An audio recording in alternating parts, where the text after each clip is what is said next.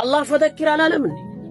ታዲያ ለምንድነው እኔን የምትሰድቡኝ? ለምንድነው እኔን ልትመቱኝ የምትፈልጉት? ወንድሞቼ እኔ ቁርአን ቀርቼ አይደለም፣ ወላኪን ግን የሰማሁትን ማሰማት ስላለብኝ ነው። ፈዘኪር ብሏል አላህ። ረሱልም ደግሞ በሊጉ አኒ ወለው አያ፣ አንድም አያቱን ለኡመት ያስተላለፈ ከኔ ጋር ጀነት ላይ ነው። ያ እኽዋን ተው እንጂ እኔን መደገፍ ነው እንጂ የሚገባችሁ እኮ። ሱብሃንአላህ ይሄኔ እኮ እኔ ብትደግፉኝ የትና የት ደርሳለሁ? የማስጠት ፍላጎቴ ይጨምራል።